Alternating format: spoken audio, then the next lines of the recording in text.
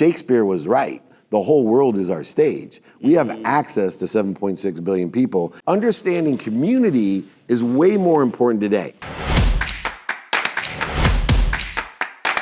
Since 1981, Justin has been producing world-class Bordeaux-style wines from Paso Robles on California's Central Coast. As the pioneer of Paso, Justin wines are what put Paso Robles on the winemaking map. The Justin team believes that wine should be exceptional from every angle, which is why their team uses boutique winemaking practices like hand harvesting and hand sorting. With a rich history of accolades, Justin produces exceptional wines and is proud to be America's #1 luxury Cabernet. Whether you're the first-time wine drinker or a wine aficionado, Justin has a wine for every celebration and occasion. Visit justinwine.com and enter promo code Playbook20 for 20% off your order.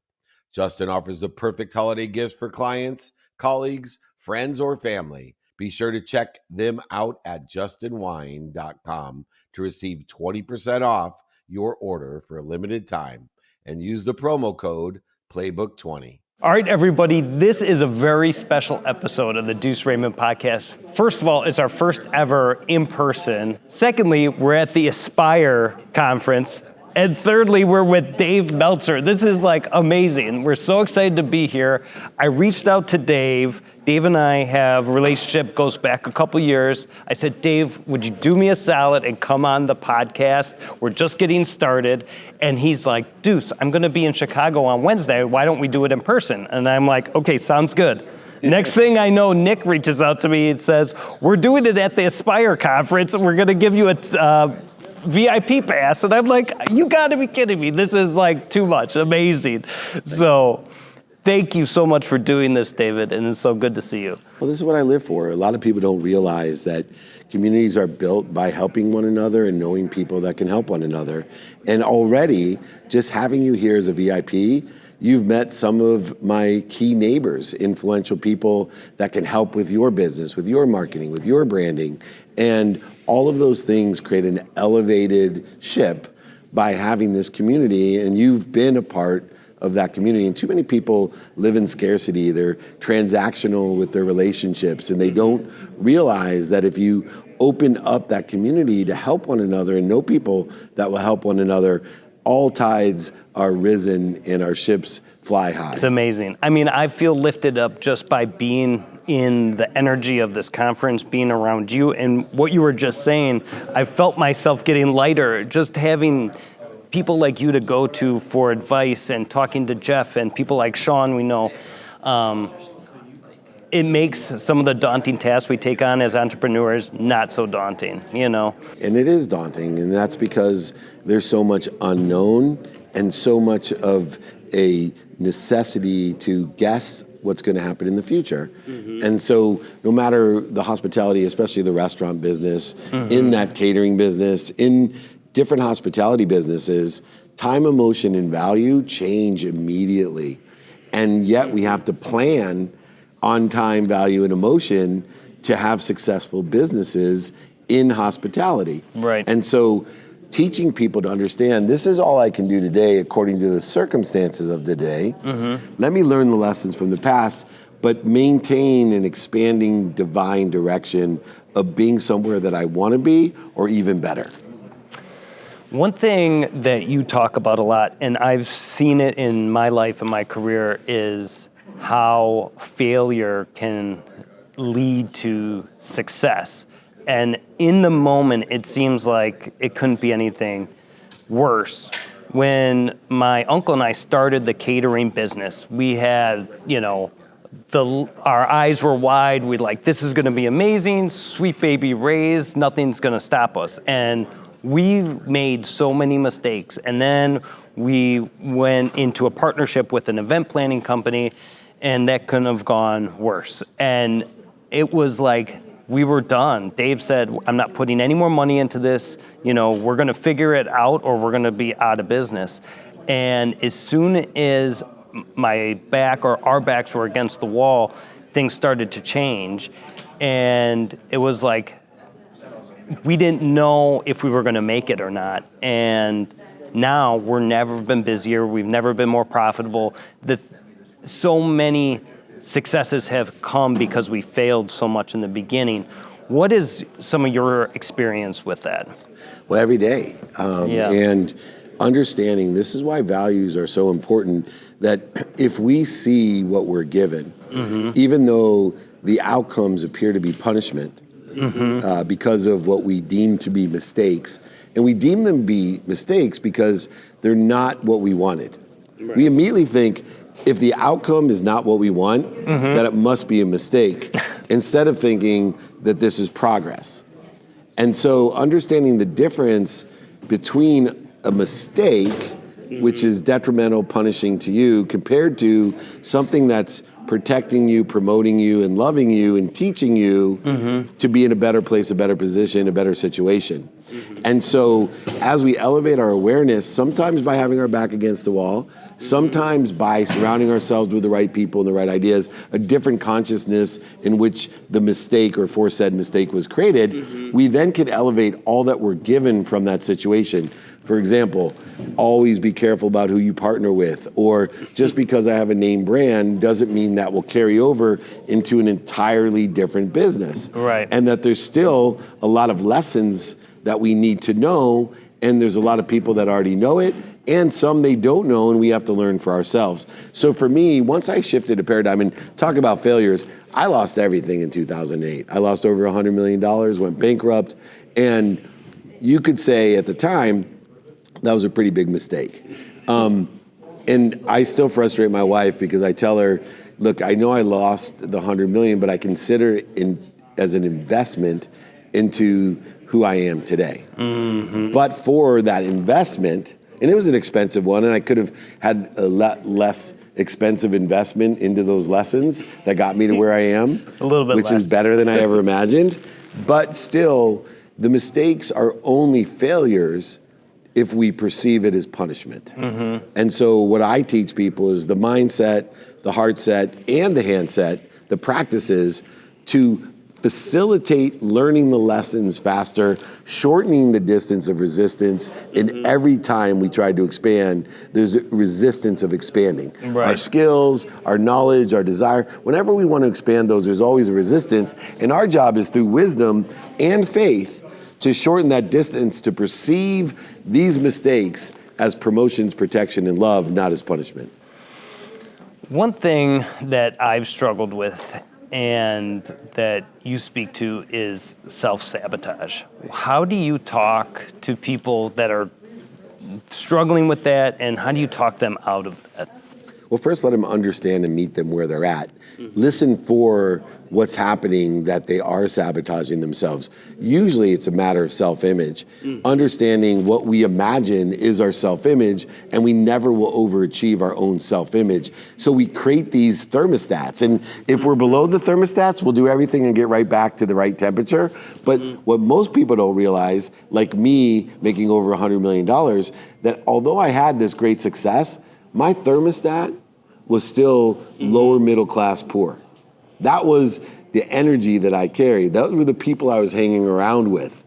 The ideas that I had. My self-image was the kid from Akron, Ohio. Right. And it took me to go below my thermostat of being that kid to then saying, hold on a second, before I actually try to elevate my self-image, right, or where I want to be or better, let me work with people to show me what the energy, the mindset, heart set, and hand set is necessary to be $100 million or 200 or $1 billion. And so understanding that we can't overachieve our own self-image and working on our own self-image by surrounding ourselves by the right people and the right ideas, a different consciousness. Einstein said, you can't solve a problem in the same consciousness in which it was created. So that speaks to a lot of mindset, and that's something that I feel like a lot of people that don't really take into consideration how to start elevating themselves. They're just living the day-to-day, and something that shifted a big time for me about 8 years ago, I decided that I wasn't going to drink anymore. Good. I was solving a problem there, But that's when I started listening to people like you and Tony Robbins and David Goggins, and my mindset changed. How can you give some advice to people that might be in that headspace, and where should they look, and how should they take those first steps to really changing their mindset? Yeah, so that's a great question and a great point, because everyone that gets to the advancement, the aggregation, acceleration in their lives, shift a paradigm of perspective, the one which you shifted 8 years ago. So instead of working to continually just get more happy, more healthy, more wealthy, more worthy, if we're on that journey, we'll never identify what we're doing to interfere with it. You see, there's a huge energy gap in everyone's lives. It's what I am versus what I want people to think I am. And so for me, I start my day by saying, I am happy, I am healthy, I am wealthy, I am worthy. My job today is to figure out what I'm doing to interfere with it. What am I eating to interfere with my highest self? What am I drinking to interfere with my higher self? What habits do I have that are not aligned with where I want to be or better? In other words, what habits do I have, a commitment to consistent behavior that is not just conscious, but unconscious and subconscious in nature that are interfering with my higher self? And so there is not only the wisdom that you've received from quitting drinking, but there has to be faith that there's something bigger than you that loves you, protects you, and promotes you more than your mom. What am I, if I am truly connected to and through this unbelievable, omniscient, and all-powerful source, then what am I doing to interfere with it? I don't have to go get it. Right. I don't have to get more motivated. No, I have to actually become or be inspired in spirit to utilize at ease the extraordinary knowledge, information, and the extraordinary power, energy. People ask me all the time, I can't believe your energy. I see you everywhere. You're in Dubai, then you're in New York, then you're here. You're 56 years old. You're definitely not in better shape than me. I'm 25. How do you have so much energy? I'll tell you how. Because I'm only focusing on what I'm doing to interfere with my energy. We have the exact same amount of energy. If you have a faith that there's an omniscient, all-powerful God or whatever you believe in, then we have the same energy. Sure. So if I don't interfere with that energy as much as you, regardless of how strong you are, fast you are, your endurance, your age, whatever it is, I'm going to have more energy than you. That's amazing. Talk a little bit about how the ego can hold you back. I always thought having an ego is sort of a good thing, because you won't ever be able to propel yourself. Like, if you don't think enough about yourself to be able to go out and have the handset, the mindset, and the heart set to go and produce and be someone in society, but you have a different spin on the ego than that. So how do you say the ego's holding you back? So a lot of people misinterpret, in my opinion, my perspective, the ego is confidence and comfortability. See, I replace what you talk about the ego as faith. Okay. So faith is important to me. My doing, saying, believing, feeling in alignment with a divine direction of where I think I want to be or better, my higher self. Faith is what you are, for me, defining as the ego. The ego, to me, is the fear that we have creates an ego that reacts to the fear. So a dinosaur walks by my cave, my ego says, oh shit, a dinosaur is walking by the cage, I'm gonna flee the situation. Or if I'm hungry, my ego says, oh shit, I better go find something to eat. Right. Okay, so for me, that's different than the faith that you're talking about, the confidence and comfortability that is that which determines our desire to be what we must be. That's faith. Right. And so what I have people do is realize that the ego reacts to the fear. So the ego actually edges goodness, greatness, and God out of my life. Therefore, the instant and obvious is the ego reacting to the fear. So anger is ego. Separation is ego. Inferiority, superiority, guilty, resentful, frustrated, worried is ego. It's edging goodness and God and greatness out of your life. It's edging gold out of your life. So I use man-made constructive time to work within the divinity of time, the infinite amount of time, by saying, okay, if I simply focus in on the interference, the distance of resistance that I'm creating by the ego protecting me, which is reacting to fear, which has become far, by the way, less realistic than it used to be, because it was obvious when a saber-toothed tiger walked by your cave that you would have a reaction to that fear. But it's not as obvious when you watch someone making fun of you on your Instagram that you would have the same visceral reaction as a saber-toothed tiger. And so you're going to evoke guilt, resentment, worry, inferiority, superiority, all these different things. So I teach people like you to shorten that distance of resistance, not by trying to overcome it, fight that saber-toothed tiger, not trying to even run away from it, go over it, under it, through it, around it, lie to it, cheat it, deny it, all those things that people do. I simply teach you to stop, breathe, recollect with your source, remember with God, and then reprioritize your activities in a divine direction. That detour that the ego is throwing you off of becomes divine in its nature. So the detour is actually protection, promotion, and love, a divine detour, which then allows for the number one reason people quit is that it allows for you to have the patience for divine timing. If you didn't have a purpose greater than your pain, there would be no Baby Ray's catering, because you would have quit when your uncle said no more funding. You would have been too afraid and not done it. But your purpose was greater than your pain. And that's what people talk about. Do you have to hit rock bottom? Do you have to make mistakes? Do you, quote unquote, have to fail? You don't have to fail. Failing is quitting. But you will and do have to continually, every single day, get kicked in the face. It's how much time are you going to cry about getting kicked in the face by allowing your ego to react with worry, fear, resentment, guilt, all these anger, frustration, things that stop us from our potential. This show is brought to you by BetterHelp. Therapy is a great tool for facing your fears and finding ways to overcome them, because sometimes the scariest thing is not facing our fears in the first place and holding ourselves back. It's helpful for learning positive coping skills and how to set boundaries. It empowers you to be the best version of yourself. It isn't just for those who've experienced major trauma. If you're thinking of starting therapy, give BetterHelp a try. It's entirely online, designed to be convenient, flexible, and suited to your schedule. Just fill out a brief questionnaire to get matched with a licensed therapist and switch therapists anytime for no additional charge. Overcome your fears with BetterHelp. Visit BetterHelp.com/playbook today to get a 10% off your first month. That's BetterHelp, HELP.com/playbook. Imagine starting a small business, your first customer, first hire, first real paycheck. But everything isn't just exciting, it's scary. That's where JustWorks come in, the all-in-one platform that supports small business growth. Access seamless tools that help with benefits, payroll, HR, and compliance with transparent pricing. It's time to make payroll painless, run payroll in 90 seconds or less, and automate payments so you can set it and forget it. Did you know in 2023 alone, they processed over 25.6 billion in trusted payroll customers?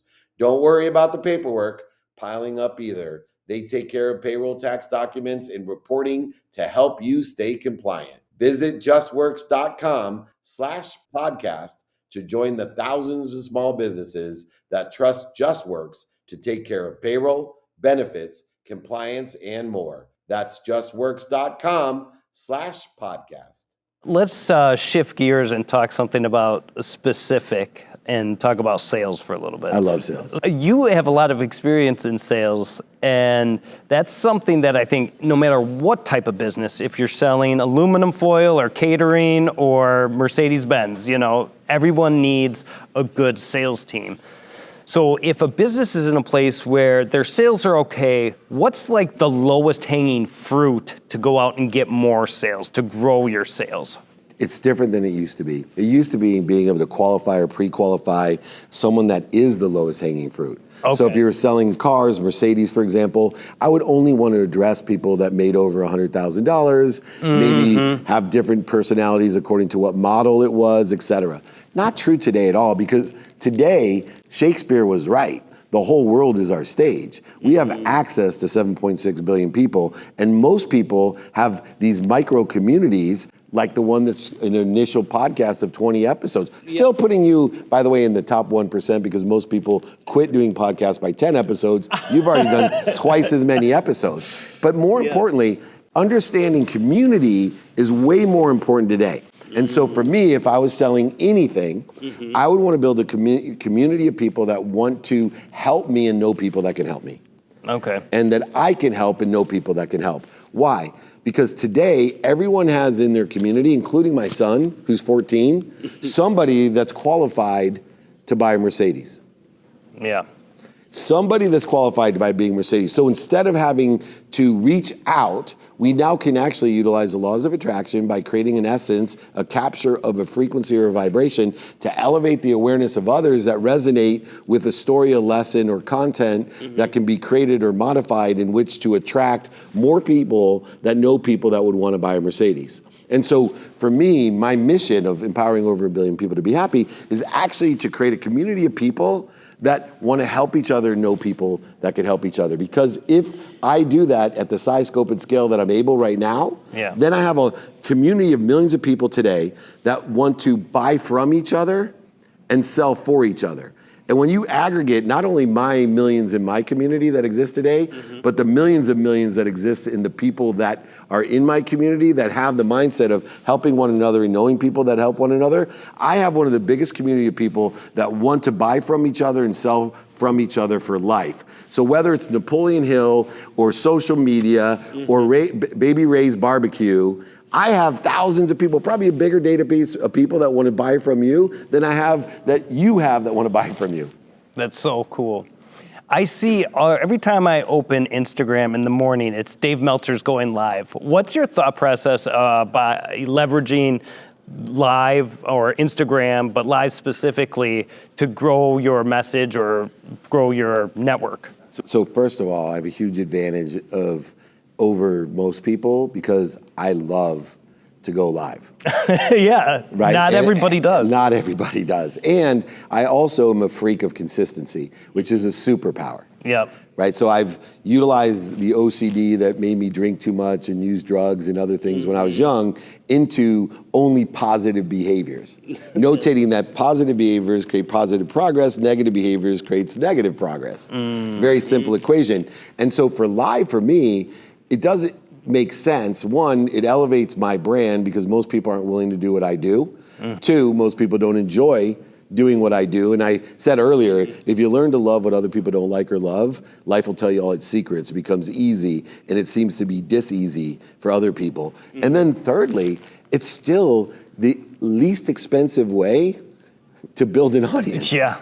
Right. And people don't like it, and they're not going to. And I can encourage people. I have people, John Gottlieb, Jeff Fenster, Danny Fleischman, all of these guys are in my space, right? Trying to build their personal brands, these people.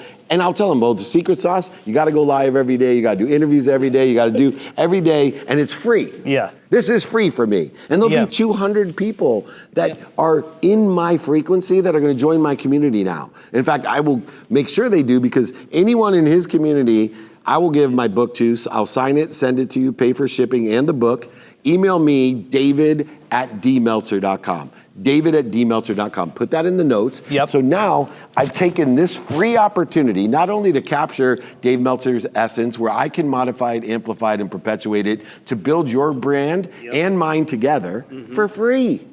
And then if something pops, I can spend money to create a vending machine, right, of you and I. Right. You and I, Duce and Dave. All of a sudden, millions of people. And I'm like, shit, millions of people like this video? I'll throw $50 at it. Oh, 2 million like it? I'll throw $100 at it. Yeah. But people don't get this. I think it's the biggest lost portion of being a content capture.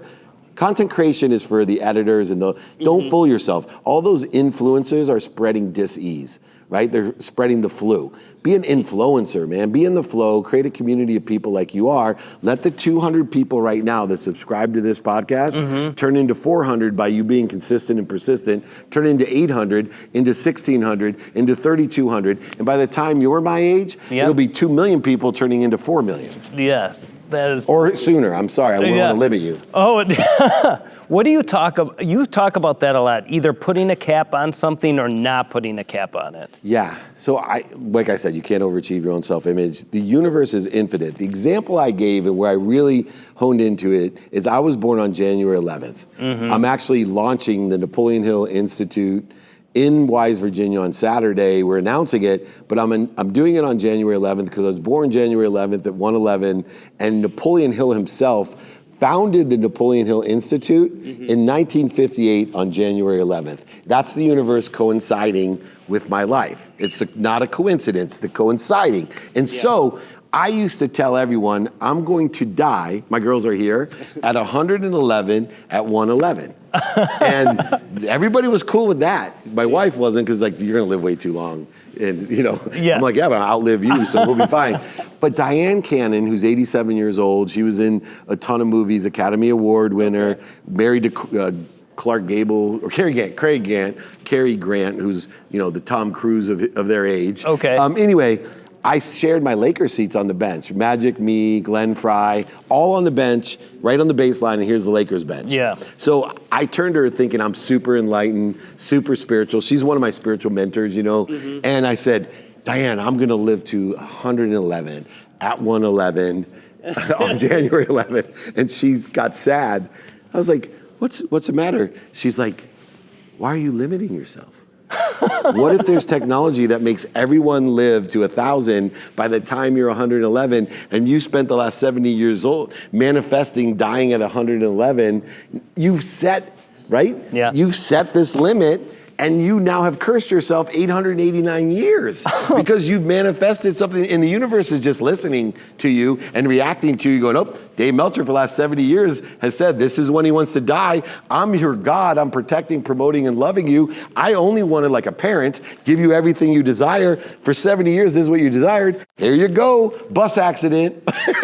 It's so crazy you say that. And so I say I'm going to empower more than. More than. I have to do that because I put, dollar amounts on how much I wanted to make these years, and I hit those amounts. Of course. But why didn't I get... And all you gotta do is add more than. Yeah. It's not like a major change to people to say, hey, I'm gonna live more than this, or I'm gonna empower. I get pissed off on the interviews. They're like, Dave Meltzer wants to empower 1 billion people. Can you imagine that? I'm like, no, I don't. I want to empower over 1 billion people. Don't limit me, mofo. Yeah.